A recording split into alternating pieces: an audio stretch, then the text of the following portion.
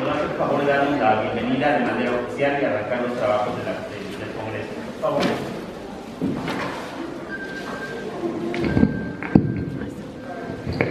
Buenos días. Bienvenidos a este quinto Congreso de la Sociedad Mexicana de Cardiología Preventiva. Como ustedes saben, la prevención de las enfermedades más frecuentes, sobre todo si matan, como el infarto de miocardio, requiere primero el conocimiento y segundo la participación. Por ello, hoy la Sociedad Mexicana de Cardiología Preventiva, en su obligación de transmitir los conocimientos científicos más recientes, está realizando su quinto Congreso. Y en cuanto a la participación, debe ser de los médicos de primer contacto, pero sobre todo de quienes deben actuar en la prevención son el personal de enfermería, nutriólogos, los encargados de la actividad física y el ejercicio, y los estudiantes en salud. Esta participación la resaltamos el día de hoy y les damos la bienvenida a los capítulos de nuestra sociedad. Gracias por estar aquí, que sea muy exitosa su participación, saquen el mayor provecho, bienvenidos. Muchas gracias.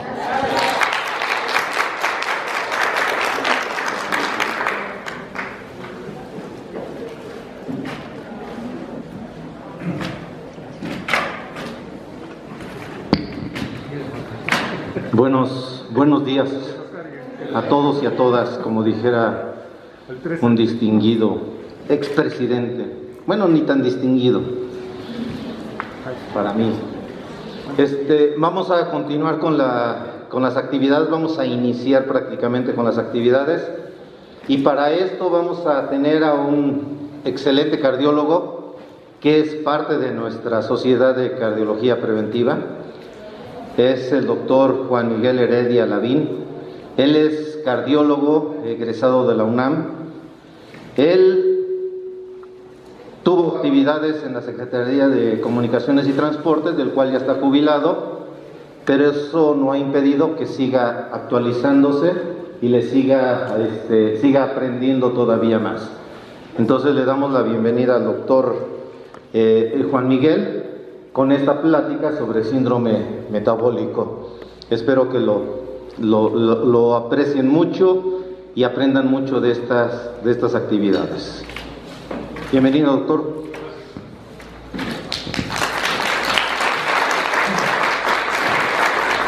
Muy buenos días a todos ustedes y les doy la más cordial bienvenida.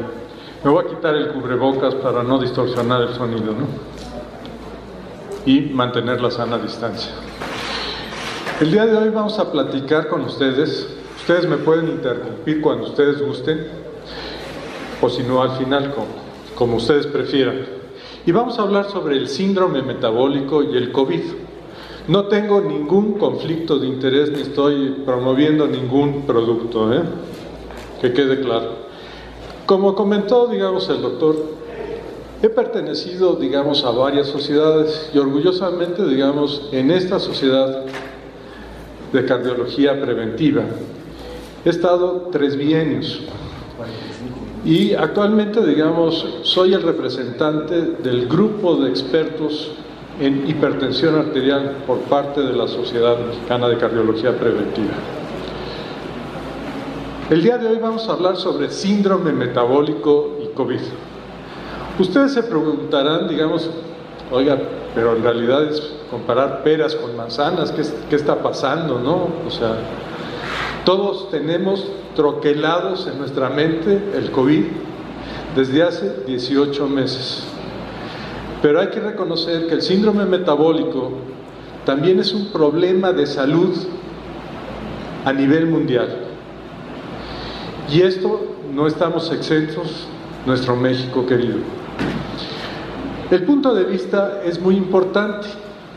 A pesar de participar en el mismo suceso, las conclusiones de los observadores pueden ser diferentes. Con este antecedente, las acciones que siguen pueden tener sentidos diferentes y tal vez sobrebeneficias para cada observador. Porque, por ejemplo, digamos, ¿cuál es la verdadera verdad? Según el observador, ¿será un cubo? O según el otro, será, digamos, un círculo, pero en realidad es un cilindro, ¿no? Y vamos a hacer una analogía. sobre todo que veo gente muy joven que está aquí en el auditorio. Y la agenda de hoy es como el amor. Todos tenemos una historia de amor. Sin embargo, digamos, es un misterio, es como el amor, todo mundo conoce acerca de él, pero nadie está muy seguro de cómo manejarlo. La solución es como el amor, hay que tener cuidado en cada detalle en particular. Y en la vida no hay premios ni castigos, solo consecuencias. Y como el amor, te puede matar en una exhibición o en abortos. Vamos a ver los antecedentes históricos del síndrome metabólico. En realidad, digamos, desde 1923, aquí vemos la publicación de este doctor, Heslin Klein, que publicó este trabajo donde describió la asociación entre hipertensión, hiperuricemia y diabetes, en 1923. Posteriormente, digamos, en 1927, un español, Gregorio Marañón, describió la asociación de este conjunto y la denominó como prediabetes. En 1936, Hinsruck propuso la existencia de dos tipos de diabetes, la sensible y la insensible a la insulina. Y en 1956, Boge describió un tipo de obesidad androide asociada a la hiperuricemia y al riesgo cardiovascular. Realmente en 1988, Gerald Reaven le da el nombre de síndrome X al vínculo entre eventos biológicos aparentemente no relacionados en una propuesta fisiológica. En 1991, De Fronzo y Ferranini establecieron que la insuloresistencia, un síndrome de múltiples facetas responsables por diabetes, obesidad, hipertensión, dislipidemia y enfermedad cardiovascular arteriosclerosa. En 1998, Kaplan lo denomina como el cuarteto mortal: obesidad, tromboembolia, intolerancia a la glucosa, hipertrigliceridemia e hipertensión. En el 2001, el Código Internacional de Enfermedades, en su serie 9, lo designó como el 277.7, y en el 2015 la nueva versión del Código Internacional de Diabetes lo denomina como E88.81. En realidad, como pueden ver, desde hace menos de 100 años, o sea, tomando en cuenta desde 1923, cuando se describió esta asociación, o bien hace 33 años, cuando Gerald Reaven se nos refiere como el síndrome X, cuando se acuñó el concepto de lo que hoy la mayoría llamamos síndrome metabólico. Continúa sobre todo el debate sobre el nombre, los componentes y el nivel de corte. ¿Pero qué nombre es el bueno? ¿Será el cuarteto de la muerte? O bien, digamos, ¿cómo ha cambiado, digamos, este nombre? Y todavía, digamos, la gente sigue discutiendo que existe o no existe, porque en realidad es un concepto. Es muy importante saber eso, ¿no? Y estos son los distintos puntos de corte. Realmente son las definiciones más universales. En el primer columna tenemos, digamos, la Organización Mundial de la Salud. En la segunda, la versión del ATP3. Después, la Federación Internacional de Diabetes. Después, la Asociación Latinoamericana de Diabetes. Y el consenso en el cual se estableció, digamos, una armonización, entre comillas. Y realmente, como pueden ver, digamos, la insuloresistencia, únicamente la Organización Mundial de la Salud está justificado. En los otros, digamos, como que no aparece.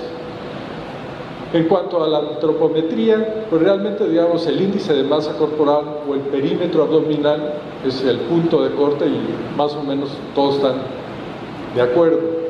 También en lo que están de acuerdo son los triglicéridos, por arriba de 150 miligramos sobre decilitro, o bien el colesterol malo, el HDL, ¿no?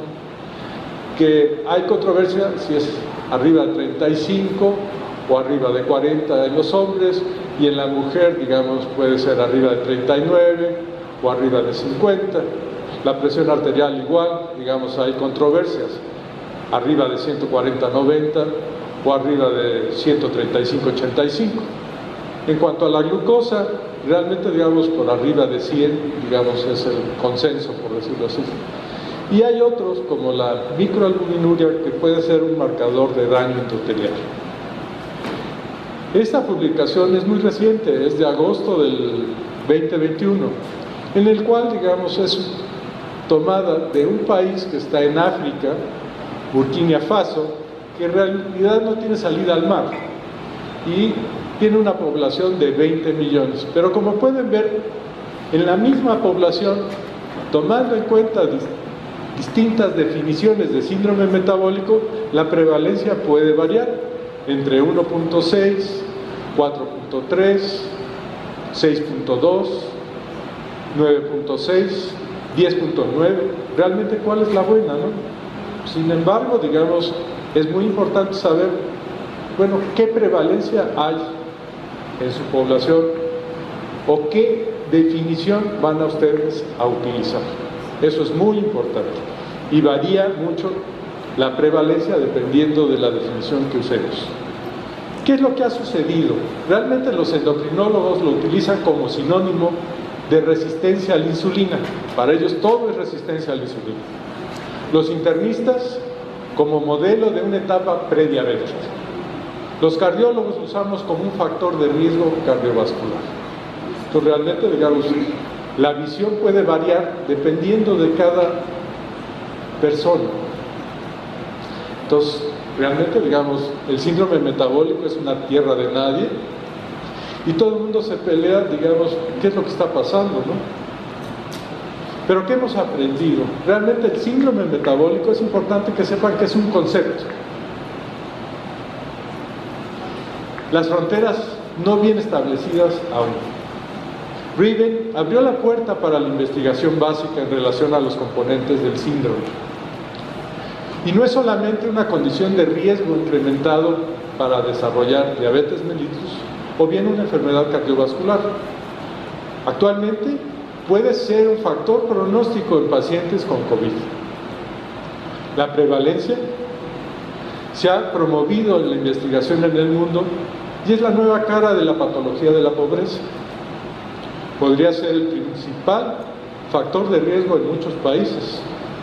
Afecta más a las mujeres después de la menopausia, pero sin embargo no hay ningún certificado en México de defunción que nos diga que la muerte fue causada por un síndrome metabólico. Hay que ser honestos. 100 años después de la gripe española, que causó estragos en todo el mundo, nos viene, digamos, esta nueva pandemia. Esta nueva pandemia realmente, digamos, se originó en China. Y este doctor que vemos del lado izquierdo arriba era un oftalmólogo que fue el primero que describió, digamos, que había muchos casos de neumonía en sus pacientes. Él se contagió, las autoridades chinas, digamos, no hicieron caso y posteriormente, digamos, falleció este doctor. El 9 de enero se identifica, digamos, el nuevo coronavirus. El 11 y 12 de enero, digamos, se hace el estudio genético del genoma de este virus. Y el 13 de enero se presenta, digamos, el primer caso en Tailandia. Posteriormente, digamos, el 15 de enero en Estados Unidos. El 30 de enero la Organización Mundial de la Salud dice que, digamos, hay que estar con mucha precaución. Sin embargo, el 20 de febrero se presenta, digamos, el primer caso, digamos, en México, y el 11 de marzo realmente se hace la declaratoria por la Organización Mundial de la Salud de que es una pandemia a nivel mundial. ¿Qué es lo que nos dicen los primeros reportes? Que en realidad la mortalidad es exponencial a partir de los 50 años.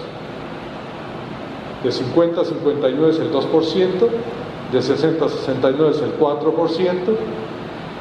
por arriba de 70 a 79 es el 8% y arriba de 80 años es el 16%. Entonces, hay una mortalidad relacionada con la edad del paciente. Sin embargo, digamos, ¿qué es lo que ha sucedido a nivel mundial? Están buscando un culpable, digamos, entre los chinos y los americanos, de quién es el malo y quién rompió, digamos, el problema, quién lo causó. Sin embargo, digamos, aquí en México, pues no pasa nada. Y Andrés Manuel nos dice, no, pues ya tenemos todo controlado, no pasa nada, no va a suceder. Entonces, no hay una política realmente universal para tratar este problema. Y realmente, ¿qué es lo que ha sucedido? El Homo habilis ha evolucionado al Homo erectus, al Homo sapiens y ahora al home office, ¿no? O sea, hay un sedentarismo pero impresionante en todo el mundo. Expertos consideran que este virus podría volverse endémico, como la influenza, y realmente cada año necesitar una vacuna. Sin embargo, digamos, el COVID deja muchas secuelas, y estas secuelas las podemos ver, digamos, en esta gráfica. La principal es cansancio, aunado a muchas cosas. ¿Qué es lo que sucede con los vacunados versus los no vacunados? Ya habíamos comentado que a los no vacunados tienen un riesgo de enfermarse 8 veces más. A los no vacunados tienen un riesgo de morirse 25 veces más. Entonces, se tiene que crear un nuevo modelo de salud para el siglo XXI e implementar el concepto de una sola salud para todos los niveles de la sociedad. Pero nada de esto funcionará si la pandemia de COVID no está controlada a nivel mundial. Es necesario la ampliación de la vacuna de COVID-19 a toda la población. Esta vez debemos aprender las lecciones de la historia y ningún país puede hacerlo solo. Necesitamos un sistema multilateral basado en reglas que todos reconozcan su interdependencia en este pequeño planeta y actúen respectivamente. ¿Qué sucede con el síndrome metabólico? Pues realmente, digamos, efectivamente hay una resistencia a la insulina, puede ser una etapa prediabética o conducir a la diabetes y causar problemas cardiovasculares. O bien, digamos, la obesidad abdominal, múltiples riesgos que pueden tener el paciente, llegar a ser diabético, como consecuencia tener problemas cardiovasculares. Pero parece que es una torre de Babel, ¿no? O sea, nadie nos entendemos, ¿no? Pero ¿cuáles son los factores de riesgo en México que prevalecen? La obesidad o el sobrepeso, 70% de los mexicanos lo tenemos. Dislipidemia, el 45%. Hipertensión arterial, un 30% de todos los mexicanos. Y diabetes, el 15%. Y realmente, ¿qué es lo que sucede? De América Latina, pues realmente, digamos, México ocupa uno de los primeros lugares, pero Estados Unidos no se queda atrás. Yo creo que en adultos, México es el segundo lugar, pero en niños somos el primer lugar en obesidad infantil. Y todo esto causado por los refrescos, que México es el principal consumidor de refrescos. Hay niños de 1 año que ya les dan su refresco, o niños de 2 años que ya les dan su refresco, ¿no? Para que se alimenten bien, ¿no? Entonces, hay que evitar, digamos, el refresco a todas luces, ¿no? El cálculo del índice de masa corporal. Esto sirve para clasificar a la obesidad, pero no determina la distribución de la grasa, si se encuentra en el segmento superior o inferior del cuerpo. ¿Conocen todos su índice de masa corporal? Levanten la mano, los que sí y los que no. Ok, perfecto.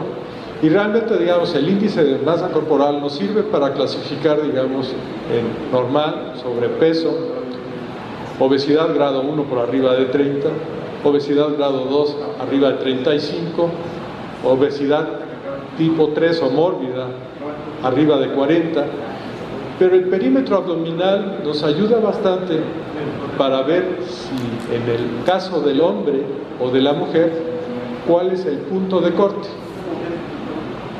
En forma, digamos, práctica, se utiliza 90 centímetros para el punto de corte en el hombre y 80 centímetros para el punto de corte de la mujer.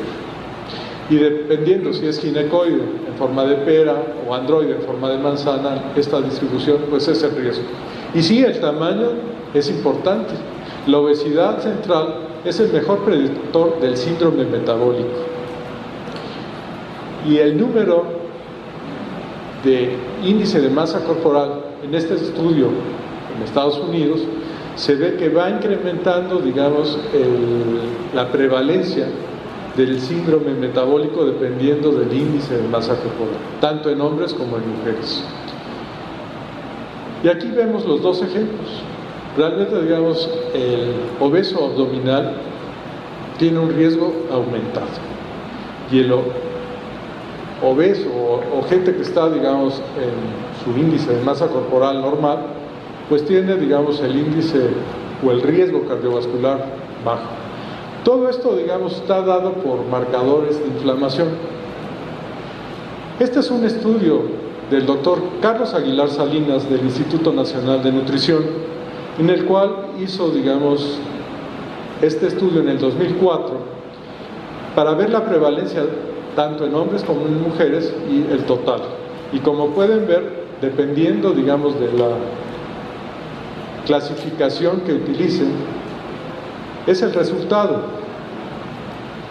Y el resultado en la prevalencia de este estudio nos dice que dependiendo si utilizamos la definición del ATP3 es de 26.6. Si se excluye a la diabetes mellitus es del 21.4. Si utilizamos la de la Organización Mundial de la Salud es de 13.61. Si se excluye la diabetes mellitus es de 9.2. Pero es un concepto difícil de definir honestamente.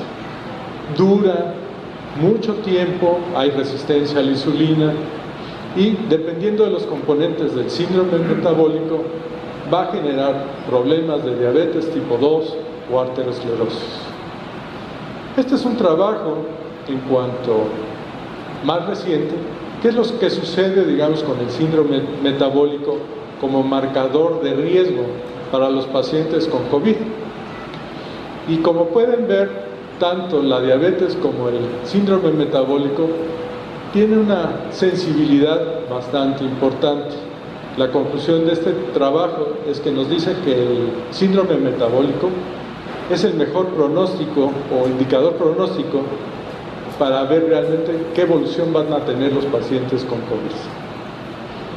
Este es otro trabajo de este año en el cual ven el impacto de estos 18 meses de la pandemia. Y como pueden ver, digamos, en la gráfica del medio, dependiendo de la edad, digamos, es el riesgo, ¿no? Este es otro trabajo donde, traduciendo, se ha demostrado una fuerte correlación entre envejecimiento y síndrome metabólico, con peores resultados en pacientes con COVID-19, que se genera principalmente por inflamación crónica sistémica inducida por la obesidad. O sea, que tienen un común denominador que es la inflamación sistémica de bajo grado, sin infección manifiesta, y es un factor de riesgo clave de morbilidad y mortalidad en estas personas con numerosas complicaciones, donde se incluye la diabetes mellitus. La mayoría de las muertes por COVID ocurren en personas mayores de 65 años, que ya lo sabíamos, y básicamente por la inmunosenescencia agravada, por infecciones continuas de virus. Las personas con síndrome metabólico tienden a mayor complicaciones adversas por COVID-19, con un aumento de la tasa de mortalidad.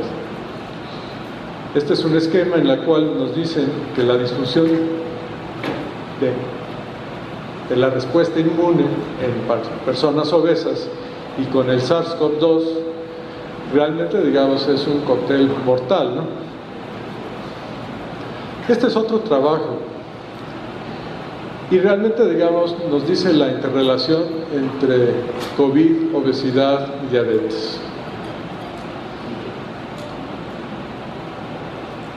En este otro trabajo, como pueden ver, gente que tiene, digamos, un buen control de la diabetes, pues realmente, digamos, va a sobrevivir. Gente que tiene un mal control sobre la diabetes, pues desgraciadamente, digamos, la mortalidad es mucho mayor.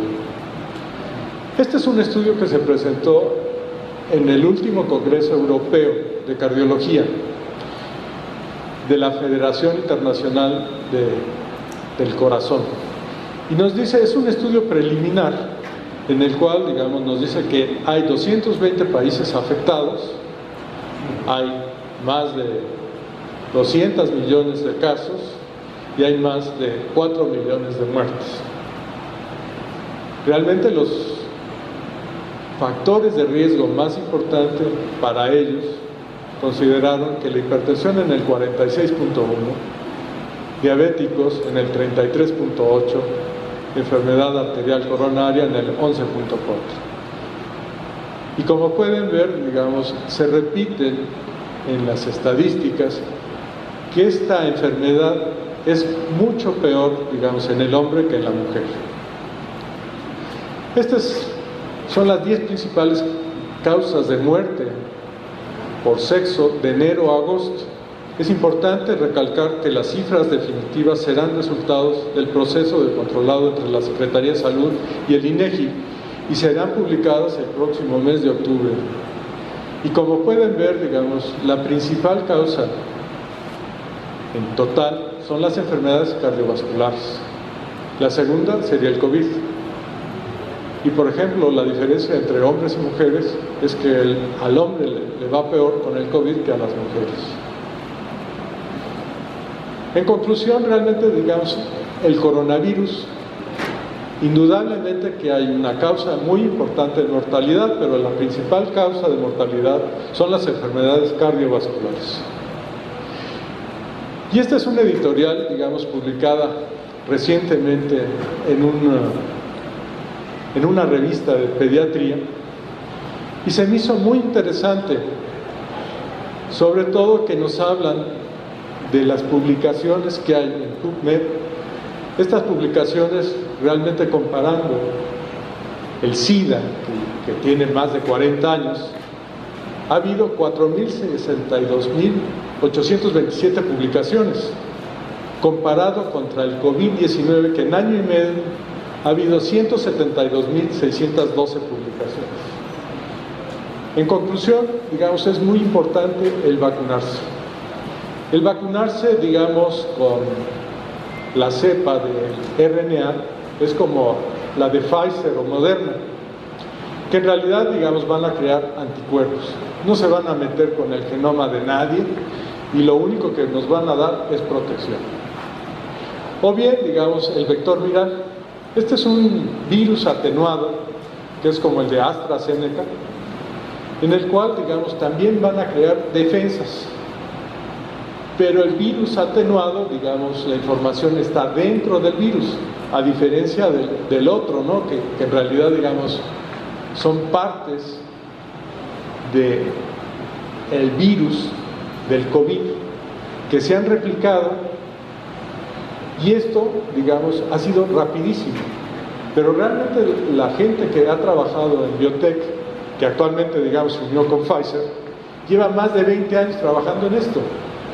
Y su idea era buscar enfermedades como cáncer, sacar, digamos, información y que el propio cuerpo vaya generando sus defensas para matar a las células malas. Por eso, realmente, digamos, esta pareja turca, alemana, yo creo que va a ser promovida para el Premio Nobel de Medicina, digamos, el próximo año. Entonces es muy importante, digamos, realmente el mensaje que les quisiera dar a todos ustedes es que se deben de vacunar, seguir la sana distancia, lavarse las manos, usar el cubrebocas y sobre todo, digamos, estar muy a las expectativas, ¿no? Sobre todo ustedes que están, digamos, como parte integral del sistema de salud, Es una misión, pero muy difícil.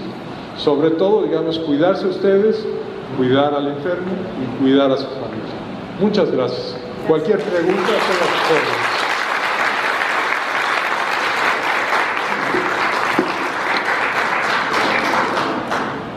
Preguntar.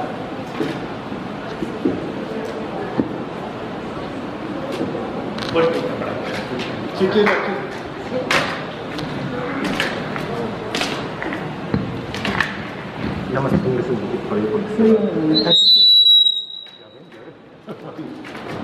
Buenos días, doctor. Yo tengo una duda. En relación a las vacunas de lo cual estamos hablando, ¿qué pasa cuando una persona se aplica una vacuna y por X situación ya no se aplica la otra, su segunda dosis, y luego ya se le tiene que iniciar un nuevo esquema? O hay mucha gente que en realidad se aplica una vacuna y luego, no sé, cualquier circunstancia va y se aplica otra vacuna diferente. O sea, es más que nada por el tipo de vacunas que nos está mencionando, que hay dos tipos de vacunas diferentes en cuanto a su composición. Entonces, ¿cuál sería el riesgo de esta gente que hace eso? Indudablemente que la gente no está exenta de tener complicaciones al vacunarse. O sea, eso hay que entender. Pero la posibilidad de que una persona tenga complicaciones es rarísima, o sea, es la excepción. Haga de cuenta que, digamos, de 100,000 gentes que se aplican, a lo mejor hay 1 o 2 casos. Y estos casos pueden ser dados, digamos, por problemas de miocardiopatía o bien, digamos, de alguna trombosis de la arteria central del cerebro y causar problemas, ¿no? Pero realmente, digamos, es la minoría. Ahora, otro problema que tenemos aquí en México es que las vacunas han sido de chile, mole y caracol. Por ejemplo, digamos, las vacunas del Sputnik, que en realidad, digamos, son virus o vectores de virus, que en realidad se utiliza, digamos, en la primera dosis, una cepa diferente de la sociedad. Gracias a todos. Si quieren hacer alguna pregunta, el conjunto les puede apoyar. Gracias, doctor. Voy a estar a fondo. Gracias.